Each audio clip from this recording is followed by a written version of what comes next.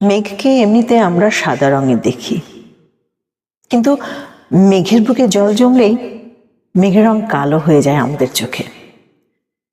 সবই আসলে আলোর প্রতিফলনের খেলা। এদিক দিয়ে মেঘ আর মানুষ স্বভাবগতভাবে প্রায় একই। মানুষ যখন বুকে জল জমাতে জমাতে একটা আস্ত সমুদ্র বানিয়ে ফেলে অভিমানের, যখন বাইরের কোনো আলো সে প্রবেশ করতে দেয় না নিজের ভেতরে, যখন যাবতীয় সুখের রোশনাই তার ভেতর স্পর্শ করে না, যখন যোগাযোগহীনভাবে থেকে যায় সে মাসের পর মাস, তখন সেই উজ্জ্বল সাদা রঙের মানুষটাও ধীরে ধীরে ধূসর হয়ে যায় আমাদের চোখে।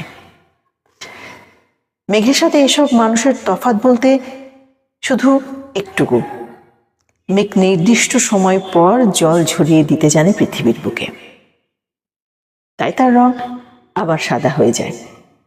কিন্তু কিছু মানুষ জল ঝরিয়ে ফেলার মতো একটা বুক পায় না, তাই তারা ধূসরই থেকে যায় আজীবন।